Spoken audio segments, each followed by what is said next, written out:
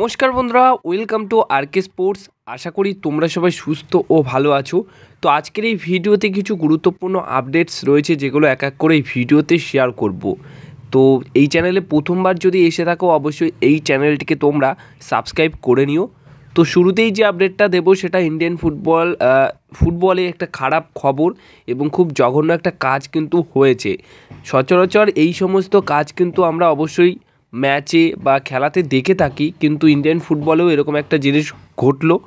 তো Delhi premier league হচ্ছিল, তো দিল্লি প্রিমিয়ার লিগ অর্থাৎ সেই লিগে একটি ম্যাচ হয়েছে, যে ম্যাচে কিন্তু ম্যাচ ফিক্সিংয়ের অভিযোগ উঠেছে। আর এই ম্যাচ ফিক্সিংয়ের অভিযোগের জন্য দিল্লি প্রিমিয়ার লিগ সরাসরি সাসপেন্ড করেছে আহবাব ফুটবল ক্লাবকে। কারণ আহবাব ফুটবল ক্লাব এবং আর একটা ক্লাব, তাদের মধ্যেই ম্যাচটা হচ্ছিল। তো আহবাব ফুটবল ক্লাবকে সাসপেন্ড করা হয়েছে আপাতত সময়ে, যতক্ষণ না এই যে ম্যাচ ফিক্সিং হয়েছে এই বিষয়টা নিয়ে সরাসরি সত্যটা বেরিয়ে আসছে, ততক্ষণ অবধি আহবাব ফুটবল ক্লাবকে কিন্তু সাসপেন্ড করা হয়েছে। তো এটা কিন্তু খুবই একটা জঘন্য কাজ। কারণ নিজেদের ঘরোয়া লিগে যদি এরকম ম্যাচ ফিক্সিং হয় তাহলে কিন্তু সেটা একটা জঘন্য বিষয়, জঘন্য ব্যাপার, খুবই খারাপ ব্যাপার। তো এই বিষয়টা নিয়ে পরবর্তী সময়ে কোনো আপডেট পেলে অবশ্যই জানাবো। এবার যে বিষয়টা শেয়ার করব সেটা হচ্ছে মোহনবাগান দলের নেক্সট যে আইএসএল শিল্ড পাওয়ার যে লক্ষ্যটা রয়েছে, সেই আইএসএল শিল্ড পেতে গেলে মোহনবাগান দলকে কত পয়েন্ট কালেক্ট করতে হবে।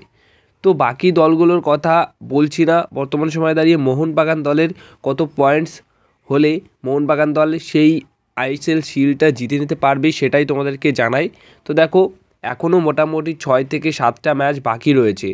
তো 6 থেকে 7টা ম্যাচ বাকি রয়েছে, সেখানে যদি মোহনবাগান দল গুনে গুনে 16টা পয়েন্ট কালেক্ট করতে পারে তাহলে মোহনবাগান দলের পয়েন্টস দাঁড়াবে শেষ অবধি গিয়ে 45। তো সেখানে এখন 14টা ম্যাচে 29 পয়েন্ট নিয়ে 2 নম্বরে আছে।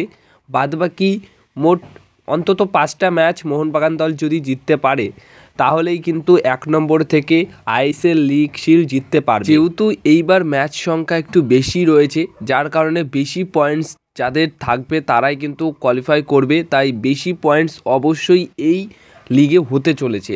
তো সেটা 45-এর গণ্ডিও পার করতে পারে, আবার 40-এর গণ্ডি পার করতে পারে, মানে 40 থেকে 45-এর মধ্যে থাকতে পারে। কারণ সব ম্যাচই যে জিতবে এমন নয়, কোনো কোনো ম্যাচ হারতেও হবে, কোনো কোনো ম্যাচ আবার ড্রও করতে হবে।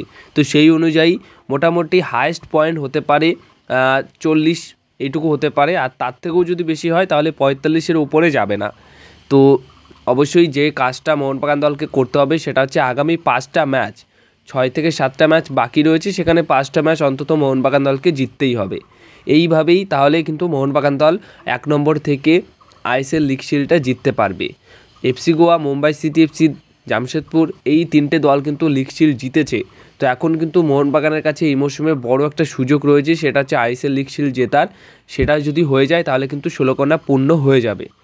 এবার যে বিষয়টা শেয়ার করব সেটা হচ্ছে রয় কৃষ্ণা, তিরি, 2 জন তারকা ফুটবলারকে কিন্তু আন্তোনিও লোপেস হাবাসি এনেছিলেন। তো জানুয়ারি ট্রান্সফার উইন্ডোতে কিন্তু মনে প্রাণে যখন আন্তোনিও লোপেস হাবাস কোচের দায়িত্বে আসলেন, চাইছিলেন যে রয় কৃষ্ণা এবং তিরিকে আবার ফিরিয়ে আনতে।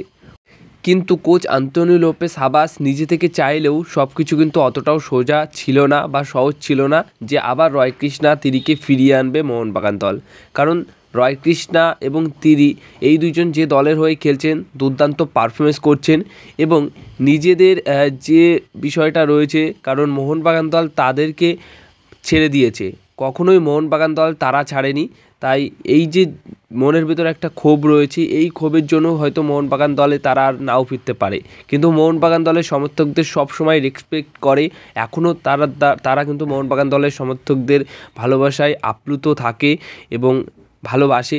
তো সেই অনুযায়ী ফিরলেও মানে প্রফেশনাল দিক দিয়ে কিন্তু ফিরতে চায় না, কিন্তু অবশ্যই মোহনবাগান দলের পরবর্তী সময়ে কোনোরকম কোনো কাজে লাগলে তারা অবশ্যই ফিরবে।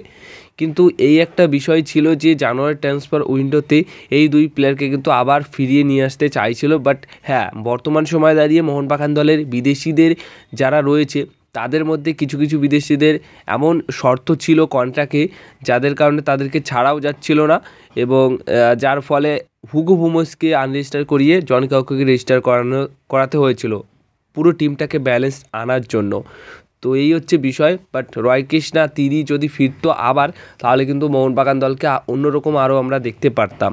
হ্যাঁ, হামিলের জায়গায় তিনি ফিরতো, তো তিনি, হেক্টর ইউস্টে, আনোয়ার আলী এরাও কিন্তু দুর্দান্ত খেলে দিত এবং তখন ডিফেন্সটাকে কিন্তু আরও শক্তিশালী বলে মনে হতো এবং সাদিকুর বদলে যদি রয় কৃষ্ণা আসতো তাহলে আরও দুর্দান্ত হতো।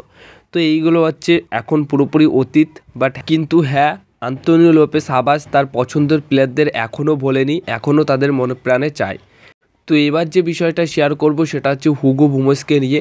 হুগো বুমোসকে নিয়েও কিন্তু একটা আপডেট রয়েছে।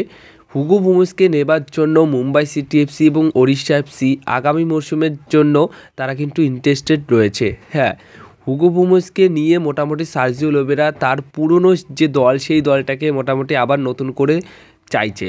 কিন্তু একটাই সমস্যা হুগো বুমোসকে নেবার ক্ষেত্রে, সেটা হচ্ছে অনেক টাকার ট্রান্সফার ফি দিতে হবে। যদি কোনো দল নিতে চায় তাহলে কিন্তু 4 কোটি টাকার মতো ট্রান্সফার ফি দিতে হবে, আর সেটা দেওয়ার মতো এখন আইএসএলের কোনো ক্লাবই নেই যে ওই রকম টাকার ট্রান্সফার ফি দিয়ে একটা প্লেয়ারকে নেবে।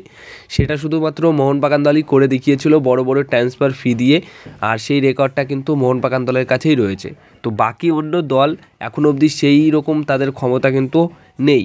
আর মুম্বাই সিটি এফসি দল তারাও চায়, তো সব মানে এই দুটি বড় ক্লাব চাইলেও হুগো বুমোসকে কিন্তু নিতে পারছেন না। আর হুগো বুমোসও কিন্তু মোহনবাগান দলের সমর্থকের যে ভালোবাসা পেয়েছে, তাতে করে মোহনবাগান দল ছেড়ে কোথাও যাচ্ছেন না, বা তিনি আবার বলেছেন যে আগামী মরশুমে আবার ফিরছে নতুন মরশুমে খেলার জন্য। তো সেই মতো হুগো বুমোসকে নিতে চাইলেও হুগো বুমোসকে কিন্তু নিতে পারবে না এই 1 থেকে 2টি কারণের জন্য। আর আমরা হুগো বুমোসকে সবসময় চাই যে মোহনবাগান দলেই খেলুক, কারণ তার যত বছর চুক্তি রয়েছে তত বছর অন্তত মোহনবাগান দলেই খেলুক তিনি। এবার যে বিষয়টা শেয়ার করব সেটা হচ্ছে ইস্টবেঙ্গল এফসি দলকে নিয়ে। ইস্টবেঙ্গল এফসি দলের সাউল ক্রেসপো, তাকে নিয়ে কি খবর রয়েছে চোটের, সেটা হচ্ছে তার কিন্তু যে চোটটা হয়েছিল সেই চোটের জায়গায় আরও একবার স্ক্যান করা হবে, আরও একবার এমআরআই স্ক্যান করা হবে, যেখানে ওই স্ক্যানটা করার পর যে রিপোর্টটা আসবে তারপরই কিন্তু সিদ্ধান্ত নেওয়া হবে যে তিনি খেলতে কি পারবে নাকি পারবে না। তো সেই মতো খুব একটা চোটের মধ্যে তো নেই, বাট একটা চিন্তা তাকে নিয়ে থাকছেই, কারণ ইস্টবেঙ্গল এফসি দলের নতুন বিদেশিরা কিন্তু এখনও অবধি পুরোপুরি সেটেল হতে পারেনি, আর মাঝমাঠে বেশ সমস্যায় পড়ছে সাউল ক্রেসপোকে ছাড়া। তো এবার সবশেষে যে আপডেটটা দেব এই ভিডিওতে, সেটা কেরালা ব্লাস্টার এফসি দলকে নিয়ে। কেরালা ব্লাস্টার এফসি দলের যে বিদেশি ডিফেন্ডার রয়েছে মিলস ড্রিনসিকের সাথে অ্যাডভান্স স্টেজে কথাবার্তা বলছে, তার সাথে আরও একটা মৌসুমের চুক্তি বাড়িয়ে নিতে চাইছে, এবং সেই চুক্তি বাড়ানোর ক্ষেত্রে যে কথাবার্তাটা সেটা কিন্তু অ্যাডভান্স স্টেজে চলছে, মানে অ্যাডভান্স স্টক হচ্ছে। সেই ক্ষেত্রে মিলস ড্রিনসিককে তোমরা আরও একটা মরশুম কেরালা ব্লাস্টার এফসি দলের জার্সি গায়ে তোমরা খেলতে দেখতে পারবে। 25 বছর বয়সী এই ডিফেন্ডারটি কিন্তু কেরালা ব্লাস্টার এফসি দলের জার্সিতে দুর্দান্ত পারফরমেন্স করেছে, সেরা একজন ডিফেন্ডার। তো তার সাথে আরও একটা মৌসুমের চুক্তি বাড়িয়ে নিচ্ছে কেরালা ব্লাস্টার এফসি। তো এই ছিল আজকের কিছু গুরুত্বপূর্ণ আপডেটস। যদি এই ভিডিওটা ভালো লেগে থাকে অবশ্যই ভিডিওতে লাইক, শেয়ার, কমেন্ট করো, আর এই চ্যানেলটিকে তোমরা সাবস্ক্রাইব করে নিও।